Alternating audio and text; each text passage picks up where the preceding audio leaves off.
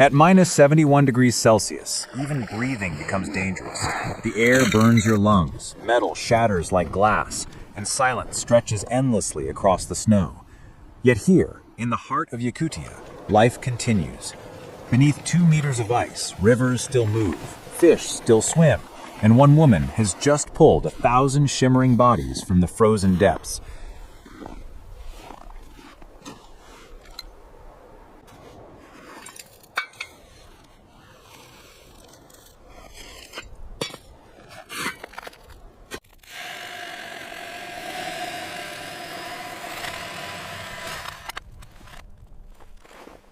This is not a story about breaking records. It's about endurance, the quiet art of surviving where the world itself seems to have stopped. The day begins before dawn. The sun hides below the horizon, casting only a pale blue haze. Across the tundra, a wooden sled creaks under the weight of tools, firewood, and hope. The river lies silent, its surface sealed by months of cold, a mirror so smooth it reflects the sky.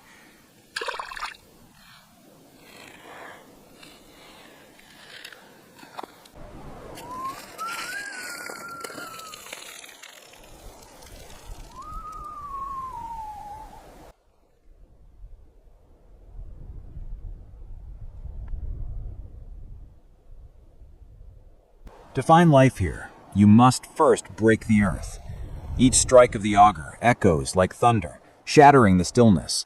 The ice resists, layer after layer, until finally a thin burst of vapor rises, a whisper of the world below. The fisherman, or in this case the fisherwoman, kneels beside her hole. Beneath that small circle of darkness lies an entire kingdom, ancient, patient, and alive. She lowers her net. The rope stiffens immediately, frost blooming along its fibers. Minutes pass, then hours, but time here is different. It doesn't move forward, it drifts, like snow. When the net emerges again, it gleams, dozens of Arctic graylings frozen in mid-motion, silver against the sunless light. Each one is placed on the snow in neat rows, their bodies clicking softly as they freeze solid.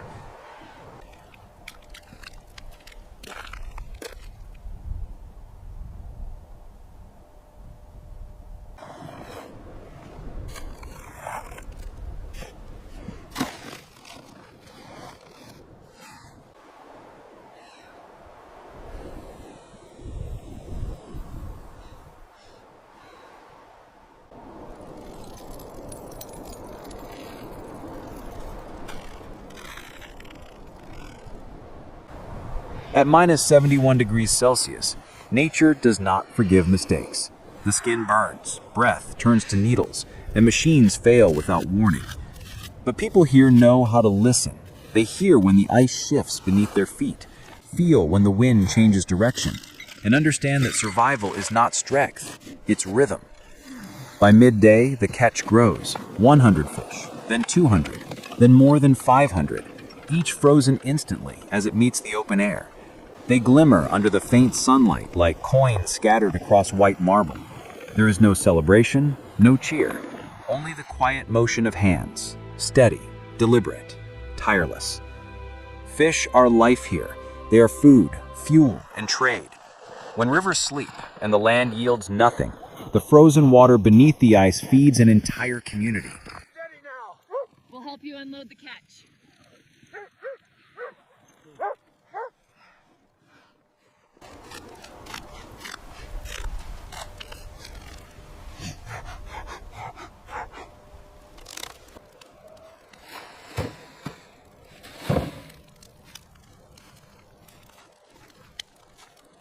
To outsiders, it looks like a record-breaking feat.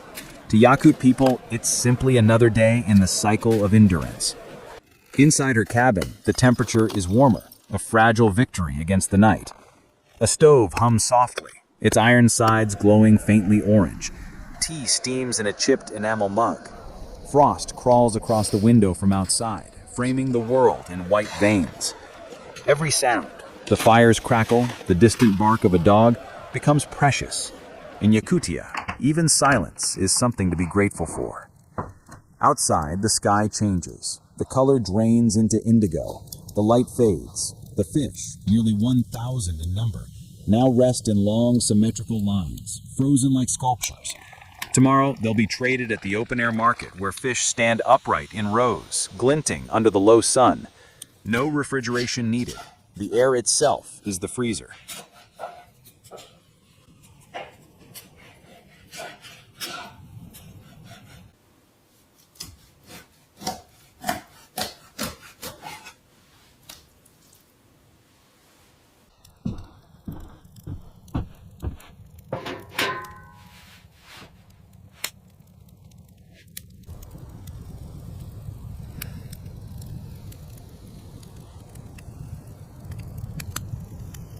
She wipes her hands, breath misting in front of her face.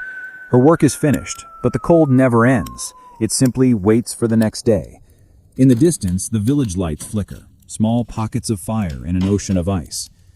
Scientists call Yakutia a time capsule, the coldest inhabited region on Earth, where permafrost preserves everything: bones, plants, even the air of ancient ages.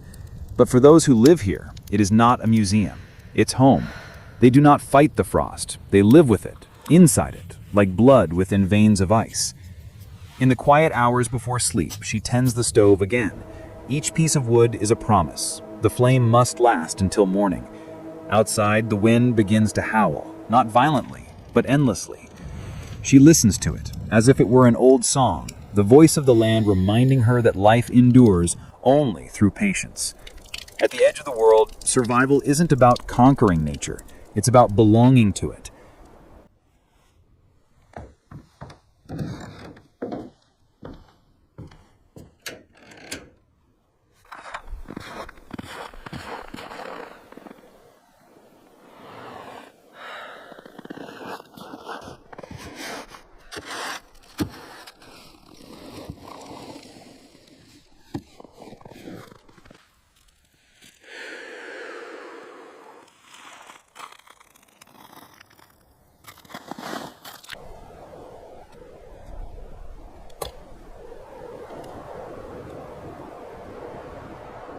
The people of Yakutia have learned that warmth is not found in comfort.